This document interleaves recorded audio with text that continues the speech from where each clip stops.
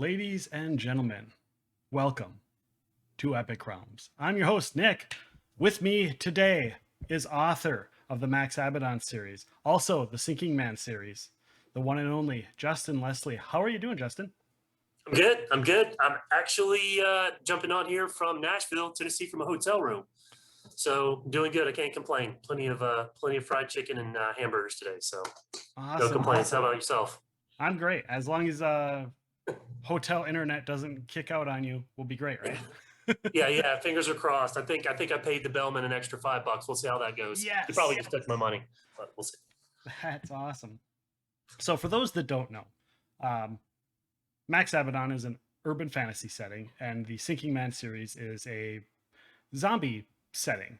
But you weren't like growing up as a kid going, hey, these are the books I'm going to write. So Yeah. obviously there's got to be some sort of influences when you're younger. What kind of influences were there, and about when did you start to go, hey, I kind of like these writing stories and whatnot? Yeah. So the funny thing is I can blame all this on my parents probably completely. So, and I actually gave them a poster that told them so that they hang up in their living room now. But when I was a kid, my dad was a college professor, and he was addicted to the old BBC sitcoms, like the old Doctor Who's and the old, Hitchhiker's Guide to the Galaxy, all the Douglas Adams stuff, kind of the sci-fi, stuff that you see out there. And I mean, just growing up, that stuff just kind of became a part of me, right? I never really read until, obviously I was older and wiser and figured it would be smart to start reading actual books, more than watching TV and stuff. But it really ingrained in me, a lot of stories and other worlds out there. And I'm one of those typical, kids who grew up on Star Wars and stuff like that. And, it really started influencing me when I got a little bit older. When I realized I had a little bit of a serious, job, and that I'm not that serious of a person, right? And it's a great escape. And I always look back fondly from a lot of those stories, and got to a point where I was like, hey, maybe I can do that, So I blame it all on my dad in the BBC old sitcoms, probably. So you can, I think that's where it all started. I mean, honestly, it's When you were watching those and things like that, how did that come about when you were like in school? Did you write a lot in school? High school, college, elementary school? Did you write a lot then?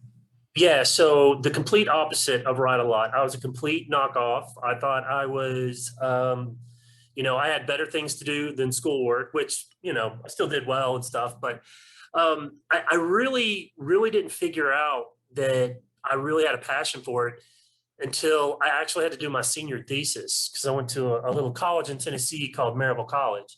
It's a little liberal arts college. And the thing flowed out of me. I just typed it, kept going. I was like, this is super easy. And everybody's stressing out about it. And I'm, kicking back, relaxing. And I'm like, I got this whole thing done. And everybody's like, man, you need to maybe think about writing and stuff. You seem to be doing it pretty easy. And everybody was always saying, hey, you're a creative guy and stuff. And, just one thing led into another. It didn't pick up till later on. I think like a lot of things with people, sometimes you don't always see what you're going to do till later in life, and which, have a passion for.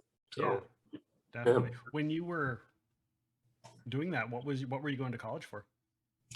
So I went to just a bachelor's in business administration, which is the typical degree for somebody that doesn't really know what they want to do in life.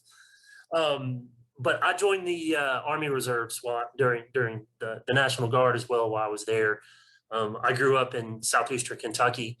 I always joke, where you hear a banjo is where I'm from, growing up. And when I went to Maryville, it's one of those things I try to figure out what I wanted to do. And I had a couple of options. I was trying to be cool. I'm this big, tall guy. I'm like 6'8".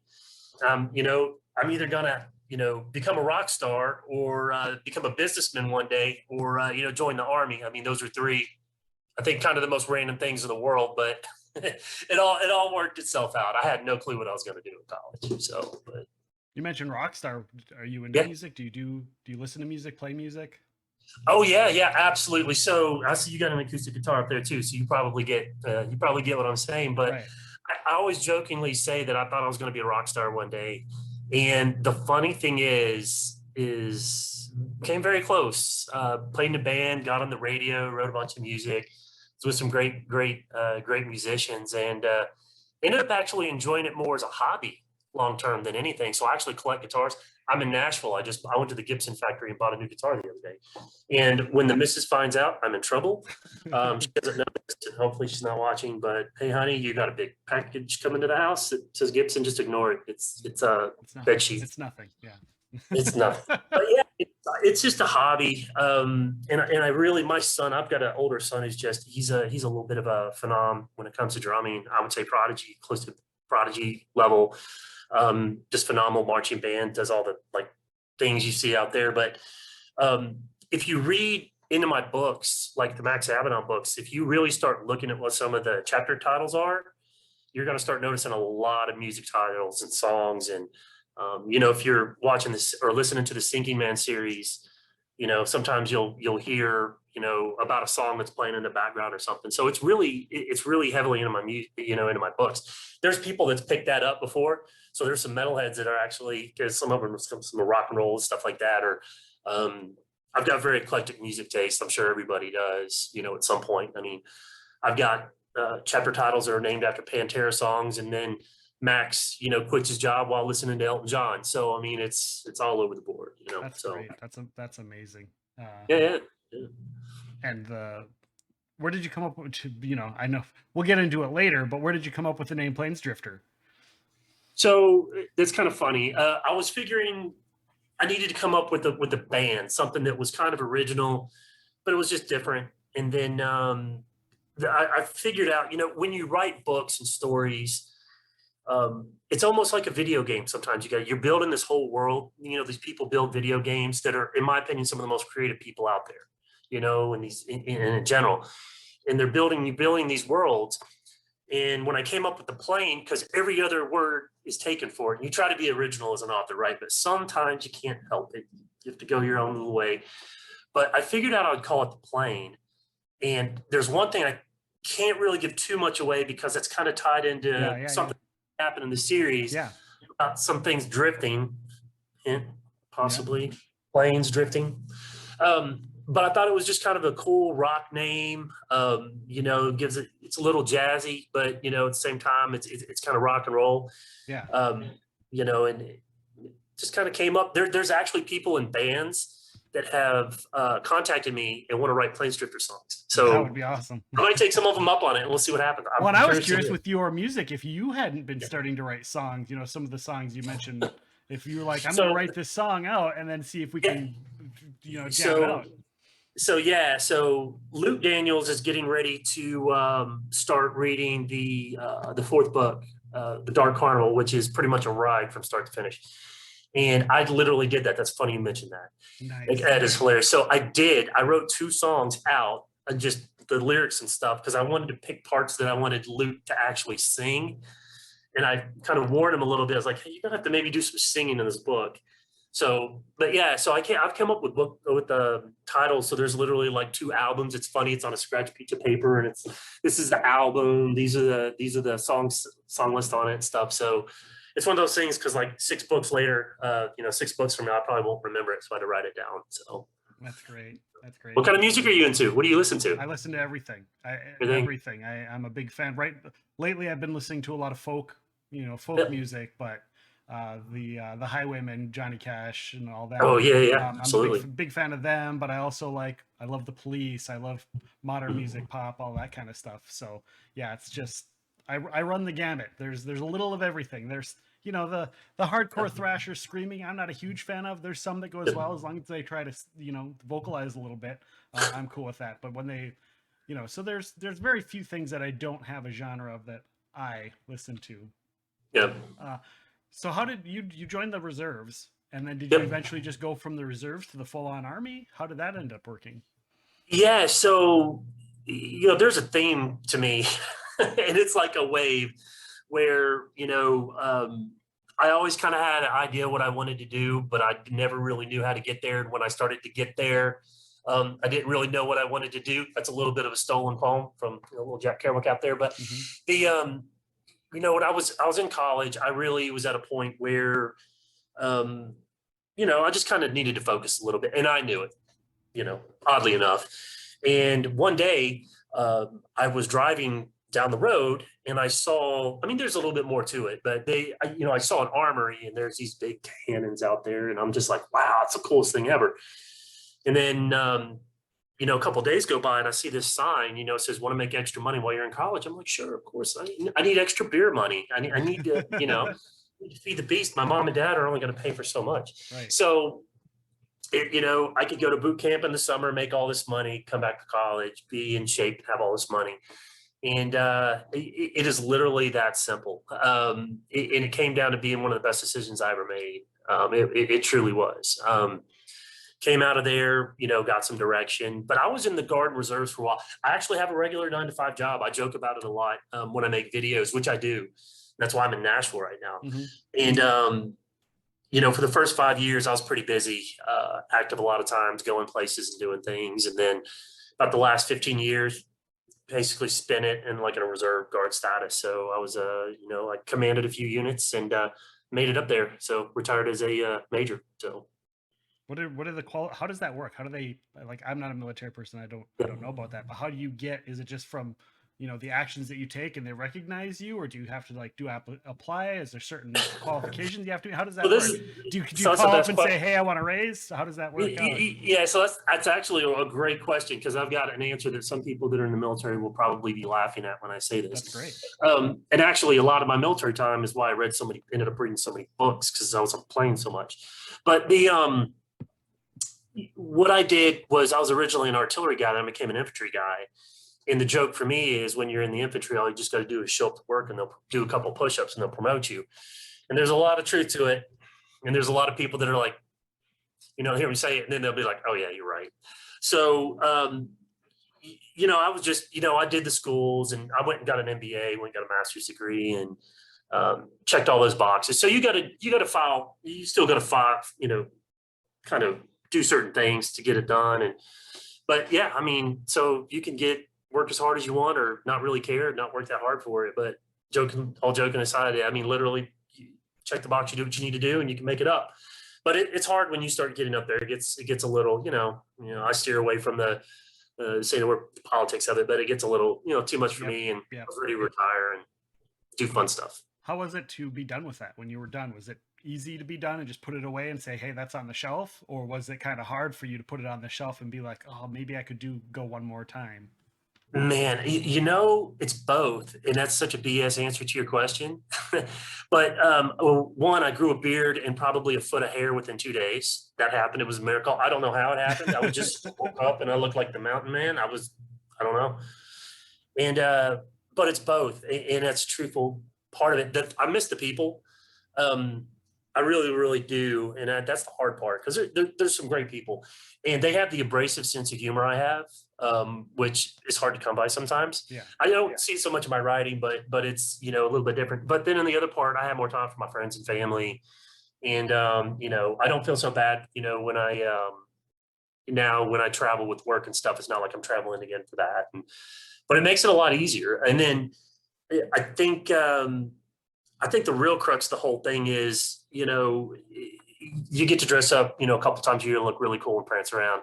If I did that now, my uniform would fall apart, buttons would be popping everywhere, and people would be diving for cover. But I miss it, and I don't miss it. But it, like I was saying, it's one of the reasons as well. Like I said, there's so many things that got me into writing. But man, I devoured books. We would travel somewhere, and instead of talking about high school glory days, I would just sit there and just get a book or get an audio book. And I just ate entire genres of books. So. Well, going through all those books, here Yeah. you are. What was it? I saw something that you posted 21 months ago is when the first book came out. So like, you're moving along out of nowhere. How did you get from getting out to being like, okay, my book's published? Like, where did that gap get bridged there? Where it really became real, so to speak. I mean, I think, luck always has a lot to play with it, right? I'm one of those people where I wish I could take a lot of credit for how things happen, but my background, I'm kind of a systematic guy, because I'm not I'll always say I'm not the smartest guy in the world, but I'm really organized, so it makes up for it. So I figured there has to be a process to it. And what I found out was how just unbelievably cool other authors are. And I wrote that because another new author is like, man, how are you doing this?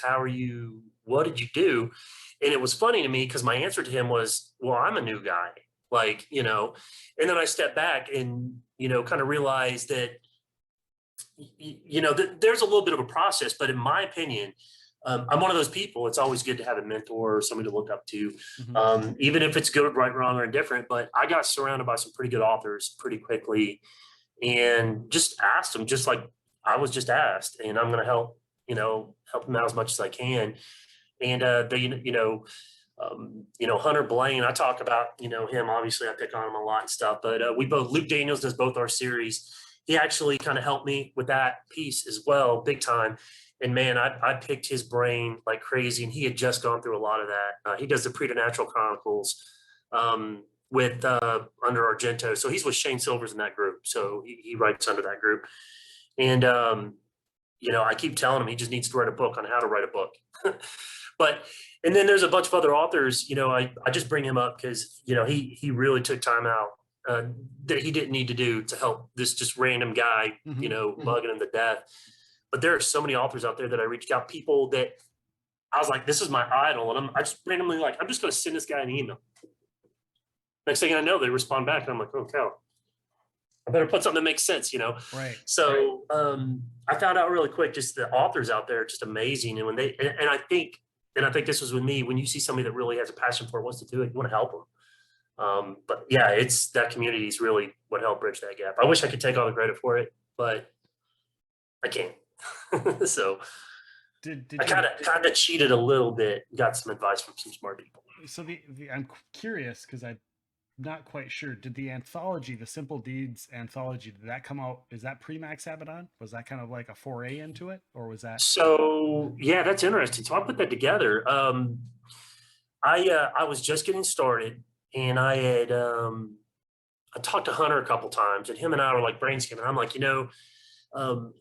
I want to get around, I'm talking to all these people, but I want to figure out a way to, I actually will take some credit. I kind of put that together. But I want to figure out a way to get some other, urban fantasy authors out there in one place. And because I don't see a lot of anthologies like that out there with some of the newer, folks out there. Right. And, I was on a Facebook group page for Fans Urban Fantasy, which it's a good page. Quite frankly, it's one of the better ones that I've been on, where you really see people are reading and what they're getting into. And I said, hey, I know there's a bunch of authors on here. And I reached out to a bunch of folks and said, you want to jump on a program? And, Devin Hansen and C.T. Phipps, I love his supervillainy series is amazing. They reached out and said, yeah, let's do this. And Hunter, of course, got his stuff in there. And then as we went through it, all of us were wanting to add all this stuff to it because there's just, we wanted to add another story. And CT had like spaceship stories, and so we just started adding stuff. We eventually just kind of had to cut it, but that's what Simple Deeds was. And then so it was right after I had finished book 2, and I hadn't even really published it yet. Okay. So it was right there. And that's the cover. I pulled it out of behind me. I don't know if you can see it, but I pulled that short story out. Luke Daniels just read it. We released it about 2 months ago. So yeah. And that was super fun to do. Meet those guys. Right. So did you self-publish then, or did you get a publisher, or how did that end up working?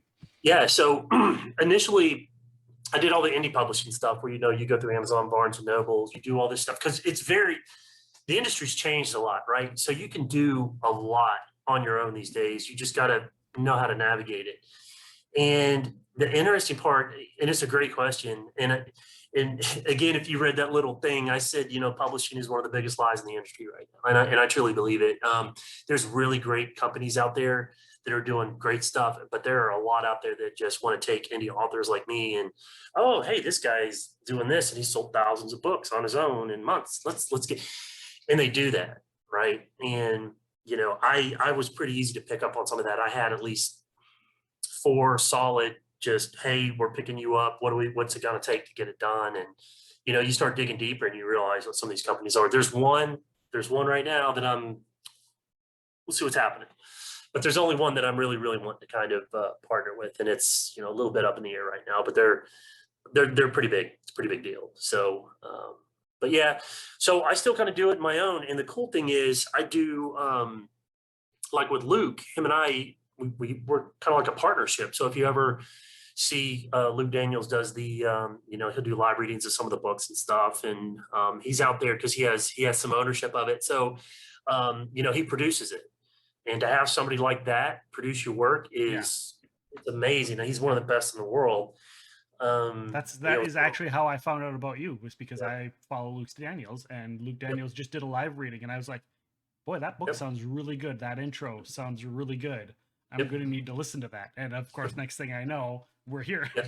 Yeah. He's an amazing man. And his wife's great too.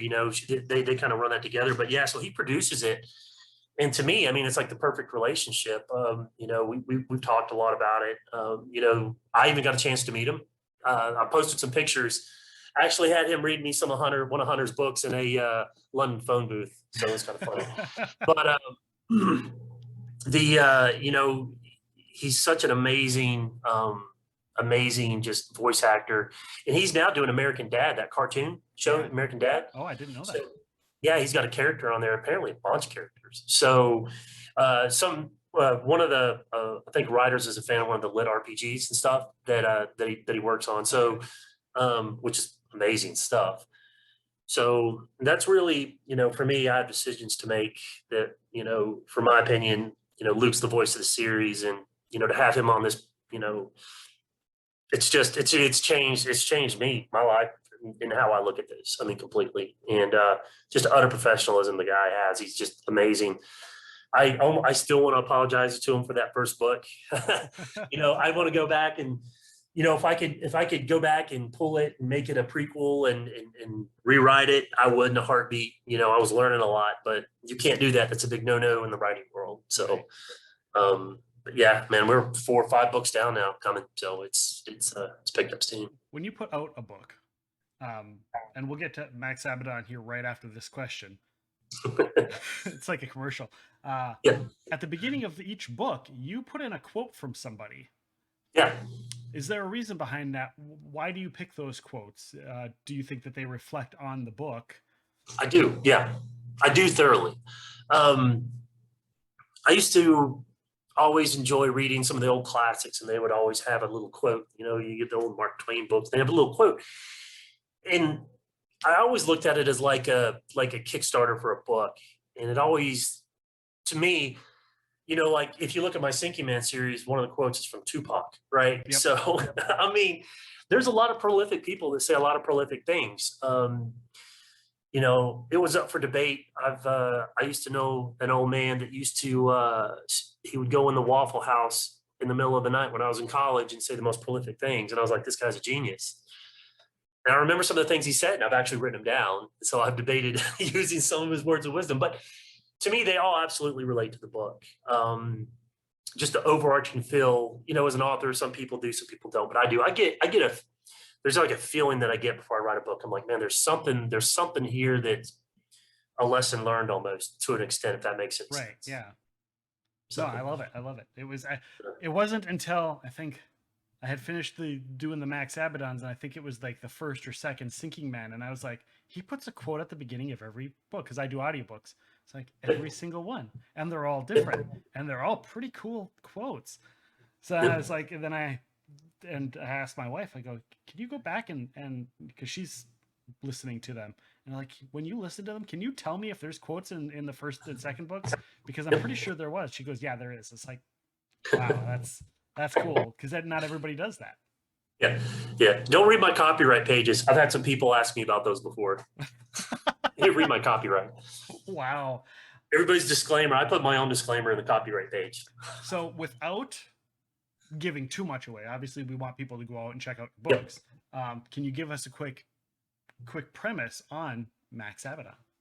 Sure. So I'm a big urban fantasy fan, of course, and I'm just going to preface this real quick because this will maybe explain everything. Yeah. The one thing that I saw out there as I was just ripping through books was a lot of these urban fantasy books, everybody kind of stays hidden in the shadows, right? Mm-hmm. And that was one, and I'll say that because there's obviously a piece of the series that involves what happens when that changes, right? But really, what it does is it follows the story of Max, and he basically, uh, at 30, finds out that he is a little bit more than a regular person. I set up the mechanics of you play board like so you know about setting people up and Yep. building characters, Yeah. and I try building this world. It all revolves around when people turn 30 years old. If they're human, and if they have certain things in their system, they can become a mage at 30, and then life can slow down and all this stuff. But it follows Max on that journey, where he's trying to figure out who he is and what he is, because he's a little bit more than just a mage, like a human mage, right? Right. And throughout the journey, he meets a band of misfits, which are, some great characters. There may be some offshoot books coming. But it follows a journey with him, figuring out who he is, actually maturing a lot. But there's a big overarching storyline in this entire series. And I busted it wide open at the very end of the Dark Carnival in the epilogue. It pretty much explains exactly what's happening. So the plane is basically a place that connects, Earth to kind of like another realm, a place called Tarim. And there was a big war many, many years ago, and the what's called the old gods were basically trying to take over everything. And I'm a little big Kevin Hearn fan, the Iron Druid, obviously with Luke Daniels as well. So I had to be careful with this. No, But that's totally understandable. I get that.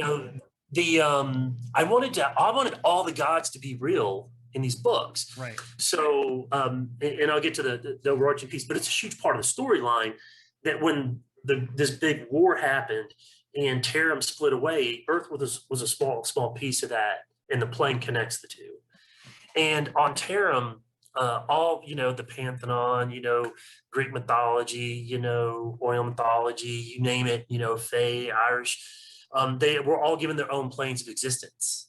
And I call them the over and the under. I try not to get too much into the religious overtones on it, but right. I try to bring a little comedy to it, actually. But they were kind of in charge of everything, and they're kind of doing their job, but maybe not really doing their job that great. But it really follows that overall story arch of things are changing, and the old gods are they're back running around, and in between these books are all stories of how Max is growing, but how he's a piece of that. Yeah.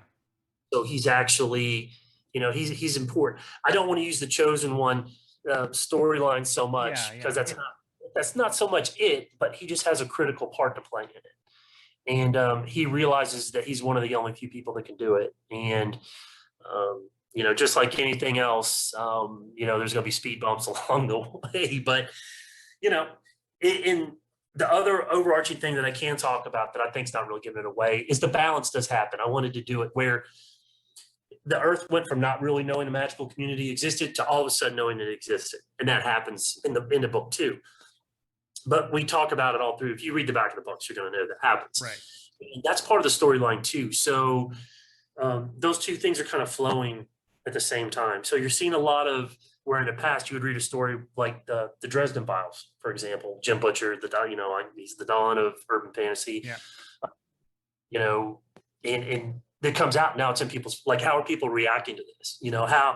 How's law enforcement? How does that work? How's the government's kind of working together and not working together? And what secrets the magical community still wants to hide, right? Or not hide? And then I don't know if you know who Kim Harrison is by any chance. Not off the top of my head. Series called Hollows. I can maybe talk about it a little bit more, but she's a phenomenal author, and she writes a storyline where this happened back in the 50s, and the world's progressed since then. So, but she's a phenomenal author. But that's really kind of the basis of it. And then shenanigans along the way happens. Lots of shenanigans. Yeah, there is. I've toned a little bit of it back because I was going to actually you got to make that decision. Is this book going to be PG-13, or what's it going to be? You don't want to scare people off, but you also want to have an adult crowd. But Right. I mean, that's really the overarching kind of, I would say, really what brings it all together. Is there a significance with the age of 30 as opposed to any other age? Like a lot of times it's like 16 or 21 or 18 Yeah, or why yeah, 30? yeah, exactly. Because I think it's, you know, and maybe you can relate to this. There's always ages in people's lives where they're significant, right? You turn 18, it's significant. You turn 16, I can drive. I'm a man. I'm 16. I can drive a car. No, 18, you can do all these other things, and when you're 21, it's a significant age. But 30, I look back at it, I'm like, 30 was that age where you really, in my opinion, you learn a lot and you're growing in your 20s. But when you're 30, it's just that age to me. And maybe that was just a personal experience for me. Yeah. It's the eyes wide open age for me. And I started really, really thinking about it. How curious would it be to build this magical world where people really didn't know, but they've got this level of Ethereum, is what it's called, in their bodies, and it takes 30 years for it to gestate and just really build up to levels where they become powerful and handle it. And there's some storyline that's actually going to address this in a lot more details why as well. So the end of book 2, what they some of the leftover situation is really going to address a lot of that. What makes it work? Great. So, well, magic can be dangerous. So, if you don't mind, I'd like to go through a couple key characters from this, because I think that the characters and character development of each of the characters really plays a huge part in the story. And obviously down the road there's a lot of characters I didn't put in here because I didn't want to mention, just because storyline reasons you don't want to know. And even one of them I'm kind of hesitant to say. Obviously we've mentioned Max and talked about Max. I'm a little hesitant to say, but it happens fairly early on. Where did the idea of Petro come around? So Petro was, there's two things with Petro. One is I actually had a friend that used to have a bird, and I would literally be talking to this person on the phone, and you could hear the bird humming by their ear all the time, talking, just all kinds of crazy. One of those birds is like legitimately probably as smart as a person. And it culminated with that, and I tied that together with just kind of looking at, a sidekick. What a different kind of sidekick would be, right? Like somebody that has their own story, their own world. That's not, it's just different. That brings comic relief almost to everything, right? Right. So I tried to. I guess maybe the mechanical part of it's a little different, but I literally was thinking about characters, and I was talking to my buddy on the phone and heard his bird, and I was like, I can do this. And then also I mentioned Dresden again, way different. But Toot is a great character that Jim created, not nearly as technical, nearly as built out. But I kind of started thinking about all that. What's a way to really bring in something that's completely different, but still the same, if that makes sense. Yeah. So Phil Phil brings that levity. I think we're going to talk about him probably in a minute, but it all came together just at the right time in the right place. And I wanted, maybe this is a better way to explain it. How Max is on this journey finding out about the other world. Petro, if you pay attention, is doing the complete opposite. Yeah. He's actually from the plane, and he's doing the same journey. So he's just doing it in opposites. And I try to use that as a little bit of a trigger for comic relief. So yeah. And I had to tone him down a little bit, but he's good. Wait till you guys see book 5. Great. Like I said, a lot of great, amazing characters. I'm glad you mentioned the Jim Butcher, because you and I had talked on the side online a bit about the people will compare often to the Dresden Files. And yes, I mean, that's you're comparing urban fantasy to urban fantasy, and it's like it's hard to not compare something to another urban fantasy book. 100%. And while to me, when I was listening to the audiobook, when Petro showed up, that was the key factor that connected me to the Dresden Files. I was like, oh yeah, that. And it's like, but this is different. This is Yeah. not the same at Yeah. all. It's similar, but it's Yeah. not the same, and it's a fun little difference. Yeah.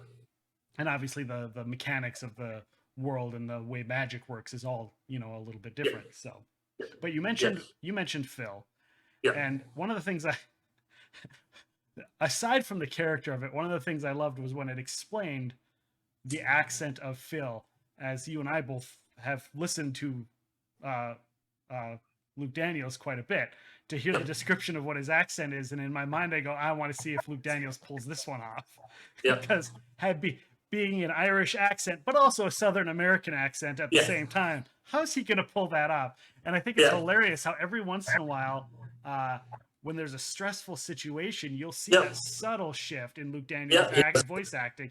He'll the subtle like shift to, okay, there's that Southern accent just Yeah. kind of kicking in. Yeah. Hello. But tell me a bit about Phil. Where you came up with him? Is he based on anything, or is he Yeah, just? so he's based on somebody I knew when I was a little bit younger, and just the guy was always just a train wreck of a person, but he's always there at the right time in the right place, doing the right thing. And I mean, just the comparisons and to this person is uncanny. He didn't have the Scottish accent, but some of that I did based on somebody else too.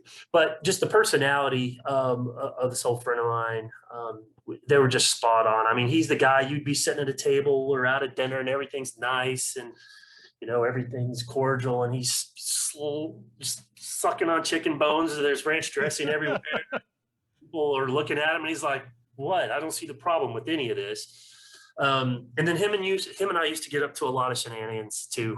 We probably drink our body weights and whiskey and fine wine and just that boisterous persona that Phil is. He's got a little bit. There's more to him, of course. He's a layered character, but Yeah. And then I always enjoyed. There's a personality. Have you ever, if you spend any time around a lot of Scottish people, which I have had the fortune of doing so, they also have that very brash personality Mm-hmm. sometimes, especially when they get a couple drinks. Man, Right. I'm not stereotyping by any means, but just my personal experience. Right. No, I And I just always loved that just personality that they have. I mean, it's like a timeless, like, just no matter what they do, they're not going to be wrong, but no matter what they do, they're not going to be right. So yeah. Well, and I assumed when I listened to the character, I thought to myself, this has got to be, because some of the best characters are based on someone, because it's that whole, you can't make this stuff up. Yep, exactly. A lot of great characters are come from people you actually meet out there, and you're like, I got to base something off of that. Yep. Yeah. Petro, like you said, you mentioned earlier, if you're an urban fantasy author and you don't mention that, Jim Butcher influenced you, if you're kind of newer out there, it's kind of hard to, some people probably not, but for me personally, I really wish, I just bring it back up because I used to always wish he flushed that character out more. I just always wanted to know more about Toot and Pizza and Zalord, and maybe that it's a little bit of a homage to him. It's a little bit of a nod to Jim. Which is awesome. Tell us about Ed a little bit, real quickly. Yeah, yeah. Because he's a great character as well. He's got multiple facets as well. Yeah, so I knew a contract I'd say like attorney that used to go through contracts and stuff. I don't talk about my regular job because it would bore people to utter death, but we used to sit down and review contracts all the time. And all right, let's get this started. Right, okay, well, this is that, and now we're going to do this, and we're going to do that. Right, we can't do this. And used to just be this flowing person of just, you're like, this person's very serious. Then out of nowhere, they would just be like, just go on and tell the rant about something. You're just like, okay. But I mean, I worked with this person for years and years and years and years and years and years and years. And just that personality was like, man, one day when I write a book, I'm going to have a character that's going to be this guy. It's just, experienced, but, always pushing everybody, even if they don't work for him. He's going to go try to convince people they work for him kind of guy. And it just always stuck with me. And when I was going through, you write down characters and you start, I wrote his name right beside it. So I was like, this is for you, bud, and so it just worked out right and it fit. And a lot of people make comments, because Jim does do the British accents and stuff like that a lot. And I had somebody ask about that, and I was like, well, these people are hundreds of years old. They didn't speak, like they were from Tennessee 200 years ago. I mean, so Right. a lot of them have that European Anglo background. So we try to catch that with like, the bartender, trying to build those characters. So Right. make sure we catch those. Definitely. Were there any other inspirations and things? We already mentioned Plains Drifter a little bit. Yeah, Well, I almost wanted to say the ex facto third main character, which is the truck, but oh yeah, the Black Beast. Yeah. but were there any other Dodge. big influences from outside things? We talked about Petro, maybe a little Plains Drifter, musical inspirations, FAs, maybe any of the other characters. Absolutely. The alcohols, you get pretty detailed in some of the uniqueness of it. Yeah, the first book is where I really spent a lot of time doing that, and I try to peel back from it. But so I live in a very unique place in Florida, in my opinion. And there are these fish camps. They're all over the place, right? So they're very unique places where they're on the water. You can take your boat to them. And I'll talk about FAs for a minute, the Fallen Angel. And there's just usually an eclectic group of people in these places. I mean, you want to talk to somebody sitting there with an eye patch on and holding an alligator, you got it. You got the place, right? So,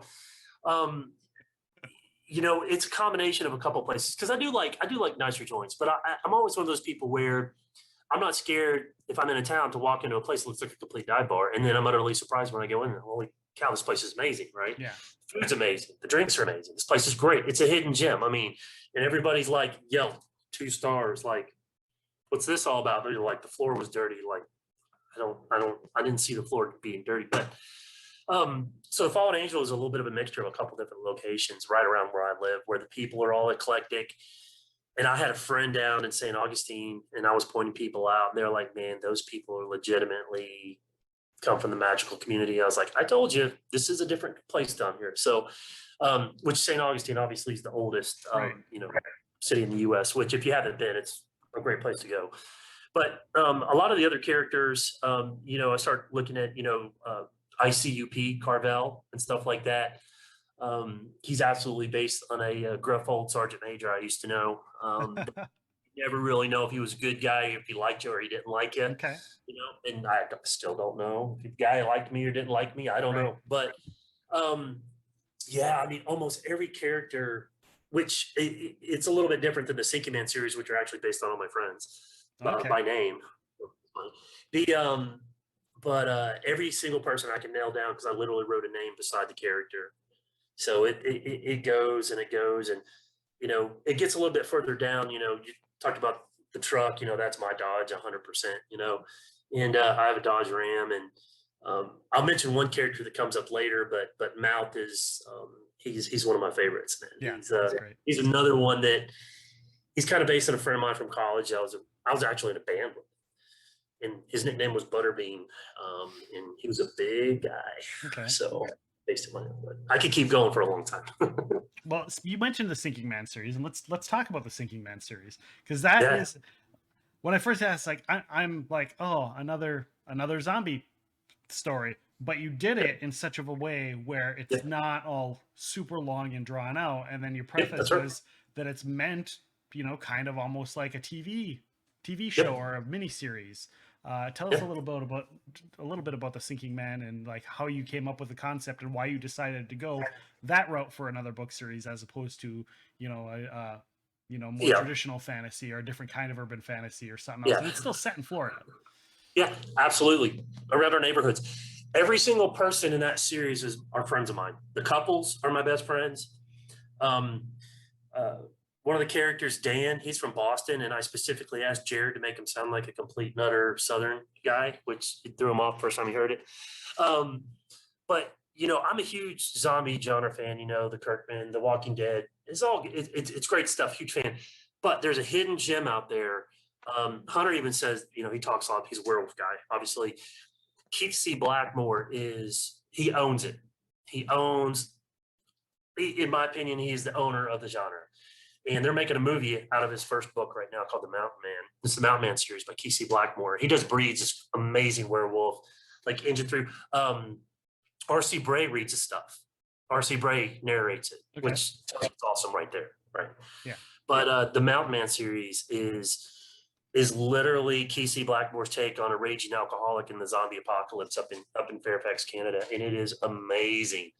And then of course things change with him, but it's a great series. But anyways, I always saw the fine line between a zombie series where people were so desperate, and then I never really saw one where somebody had a ton of money and they were just living in a little, place and things were going okay until they decided to make them not okay, I guess. But Right.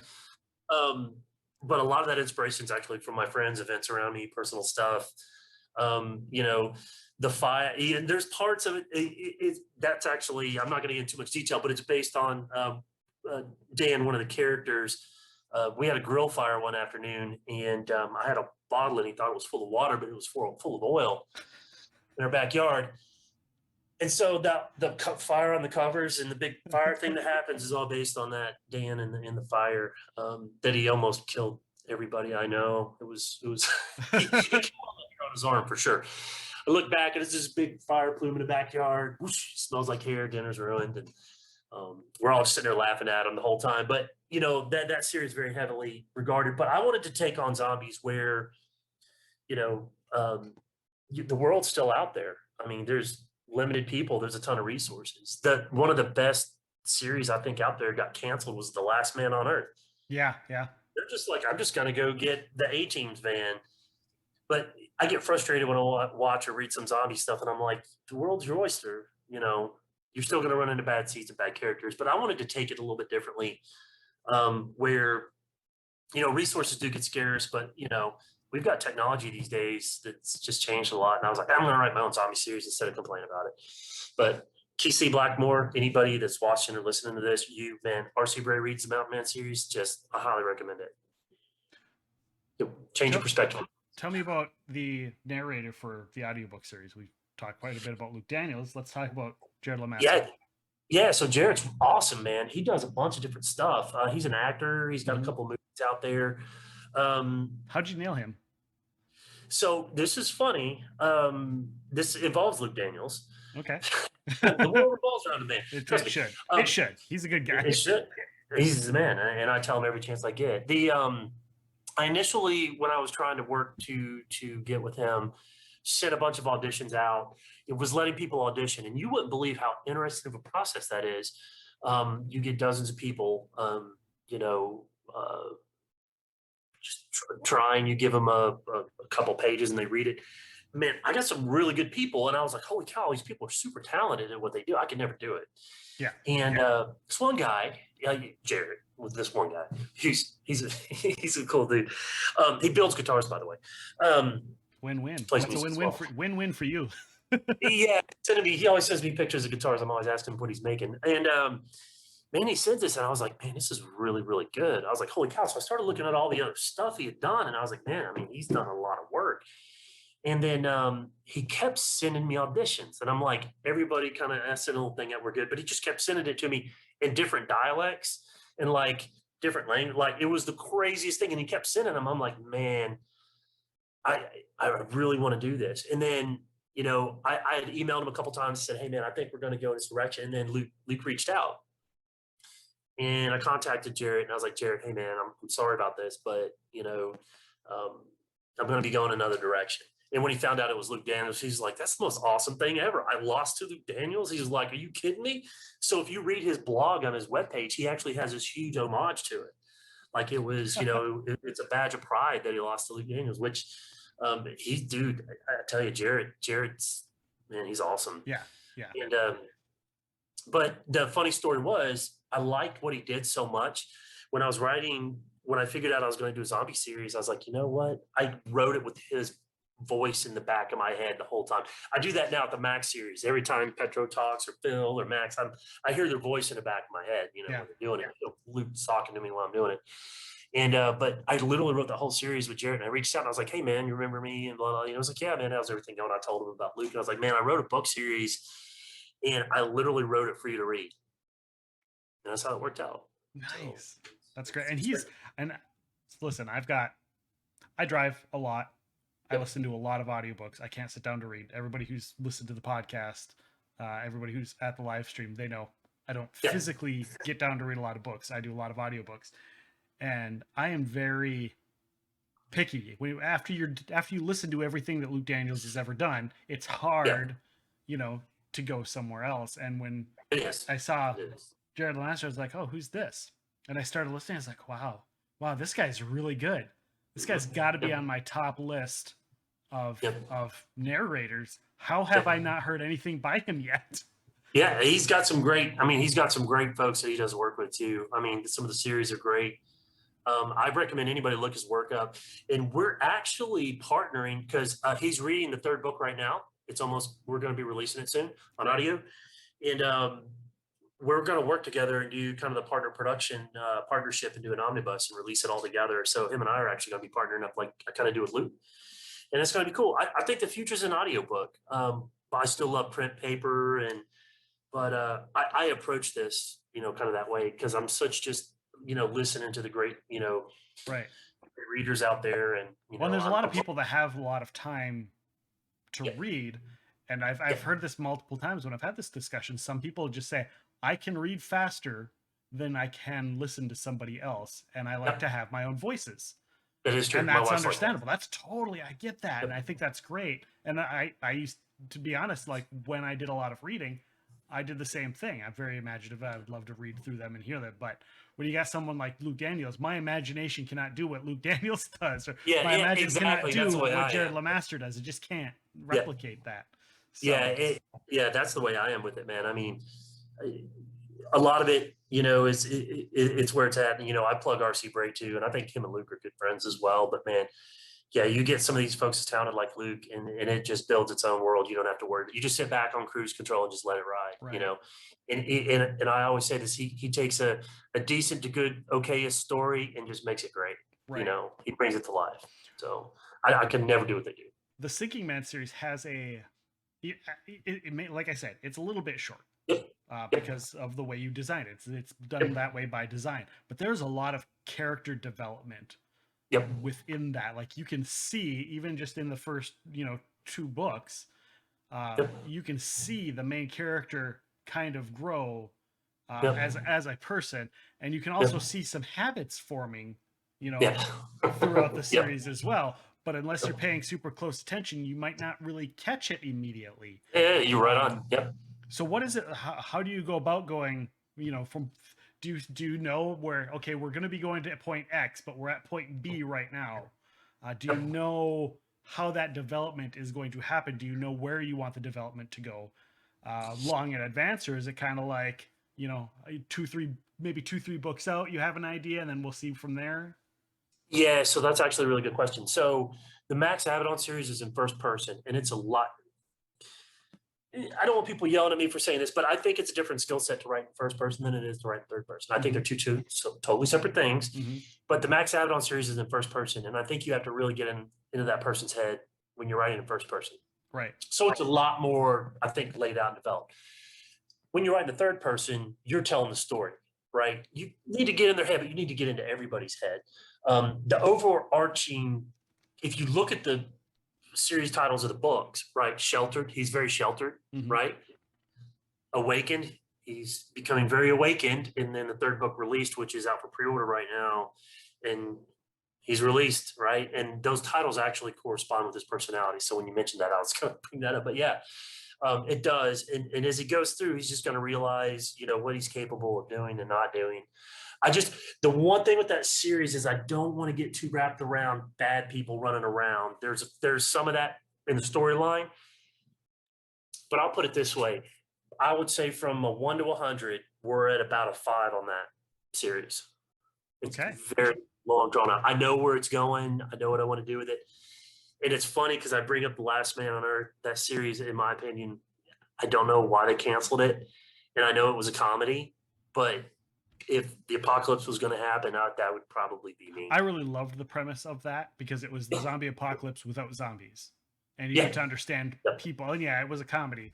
Yeah. I would have loved it to not be a comedy and have it been a little bit more serious. I mean, I don't mind comedy. No one doesn't want to have comedy. You need it to break tension. But that series, yeah, was really, I definitely enjoyed it as well. It's those little pieces, because you take the comedy out of it, the world's your oyster. You have all these things available to you, and I just found it very interesting. So both of these books happen. We've talked about some of your favorite authors. Yep. Can you name a couple other things that have been influences or things that you just love, growing up or more recently that just stands out in your mind? Yeah, so I think a lot of things, obviously authors and books and stuff, that they're always going to influence people. But, for me, I really think it came down to, I was so amazed by people's minds and what they could come up with, and um, I kind of challenged myself. I'm like, I joked at one point, I was asked this question before, and I said, I ran out of books to read, so I had to write my own book. So it kind of came down to a little bit of that, where I just read so many authors and so many storylines. I was like, man, I could take a little bit of this, and what if there was a little bit of this over here and a little bit of that over here? And so there's so many influences, right? Right. I mean, you could pick them apart, but I really think for me, it was when I was spending a lot of time overseas, just, I got so immersed in some of these worlds. Like I told Luke when I met Luke to his face, I was like, man, I don't know if you understand, but the Iron Druid series, it was my escape in some pretty tough times. I was, Right. and I was like, it's just amazing to be sitting across from you at a table. It's just, phenomenal. And really, it's almost an homage to all those people, and authors that I read books from, man. I mean, it really, I wish it was sexier than that sometimes. But I mean, and there's some of these folks have read my books, by the way, so which is really cool. Yeah. But it's almost like my payback. I hope somebody somewhere does the same thing, gets to read the books, gets a little bit of escape, because I like to call myself a closet nerd. When people find out that I write books, they're like, "What? You write books?" I'm like, "Oh yeah." My wife's like, "Oh yeah, yeah. You have no idea about this guy. You should see his Star Wars toys." And I'm like, "Yeah, I've got those too. You like those?" And it's just I'm a big guy, and I'm an army guy, and everybody expects me to be a little different. And then and a lot of that is just the stories and the things I've experienced, man. I always joke about this too. If I wrote a book about half the things that have happened to me, nobody would believe it. So, and the people I've met and things I've met, but I think everybody's got those stories. You've got them, Yeah. people, that have them. Everybody I know has those stories where if you just tell it, you feel in your heart like nobody's going to believe me if I tell them the story, but everybody's got one. And, for me, I think this is, and I've got a passion for it. And once I started, I never stopped. I just, like you said, this very short time, a very steep hill, and I want to do more with it. I want to keep growing, and I have so many plans. A lot of people think I'd write military books, but I just don't think I could do that right. But I would love to write like a space opera or like some like old like hardcore lit RPG fantasy and some stuff. I think I'd like to do some of that too. So I was just going to ask you, do you have any other, yep. any other series you're thinking like I could start a third series about XYZ? And Yeah. Yeah, so I've got a ton of them. I did the brainstorm thing where there's like, I want to write a series about this. I want to write a series about this reporter. A lot of my stuff is very urban fantasy, influenced with that stuff. But I always wanted to write a book, about, like a paranormal reporter that, isn't real or not, because it's a little bit of a cliche, but I think if you put the right spin on it, it would be good.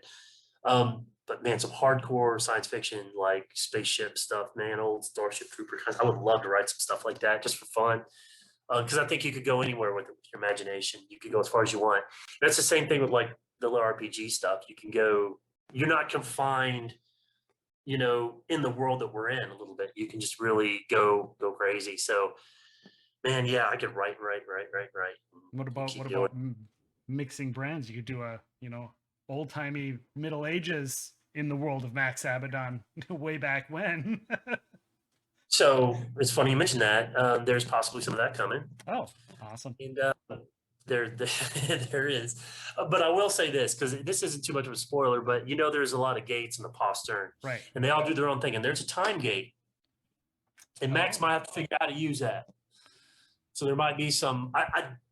I'm not going to take it seriously. Like, I'm not going to get too overly like Back to the Future-ish about it. But he may be taking him and the crew may be taking a little trip. Yeah, don't make We'll it too see. complicated. Yeah, I'm gonna make it fun.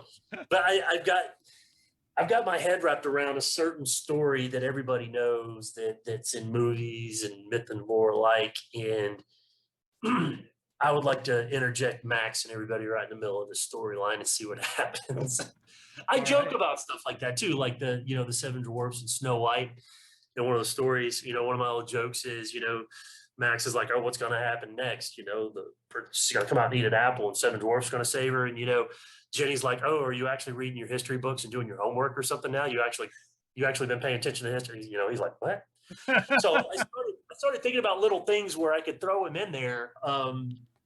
You know, I I don't want to give too much, but the book 4, man, there's a character that comes out of nowhere, and he's the master of the stairs. That's what his nickname is. But that character, I can't wait till Luke gets a hold of him and rides with it. It is going to be phenomenal, and it's somebody everybody knows in history. Okay. Well, A I'm long looking time. forward to that. I'm looking forward to both of the next books. See, the Sinking Man kind of left on a little cliffhanger, so Oh yeah, I'm very yeah, excited for that, and Max yeah, Abaddon for sure. yeah, for sure. I don't push the sinking series as much, but that's getting ready to change. I'll wait till I get about 3 books done, then I really start getting it out there. Um, but it's coming, yeah, full steam. Hopefully, it'll be on TV. Yeah, you are Max Abaddon Books on Facebook, Yep, and you yep, also have the fan page, the Justin Leslie's Friends of the Fallen Angel group. yep, absolutely. You're not on Twitter yet. I am, but it's misspelled, so I have to go back and get a new Twitter handle. But I started one up. Yeah. Okay. Well, I think you can edit that and get that edited and Apparently, there's a lot of people with the Twitter handles that I would use. okay. So Okay. I'm not getting smart to it. But yeah, absolutely. There we go. I'll look for you and we'll help you promote that as best Yep. we can. Do you have any events coming up where you're going to be in person or online or anything? Any other events, other podcasts, other streams or anything? So yeah, so there's a bunch of stuff coming up. There's a couple conferences down in Florida that I might be doing coming up. I mean, a lot of this stuff is, they're booked, and some of them aren't booked, and then they move people around. So there's a couple of them. There's one coming up in St. Augustine Coliseum. It's like a kind of a Comic-Con kind of thing. So I'm starting to get a lot of calls about maybe attending some of those. And then I'm actually been looking at a YouTube kind of channel piece to actually break some books down and talk a little bit more about kind of urban fantasy in general. But we get about every month or so we get do a podcast, or we'll get out and we'll get on a stream or something like that. But anything you want to promote? yeah, check out Max Abaddon. Awesome. Well, thank you, Justin, for hanging out with us. Thank you for chatting with us. We'll get to the live stream questions here in a bit, but Sure. I'd like to thank you for hanging out with us. Yeah, absolutely. No, I appreciate it, and thanks for your time. I love talking about books and just anything in general. So, man, if I can get one person, to maybe hear about a new author or a new, go check out Jared Lee Masters stuff, or K.C. Blackmore or Hunter Blaine stuff, go do it, man. There's a lot of good books getting written out there these days. So great. And everybody listening, I'd like to thank you all for listening to Epic Realms.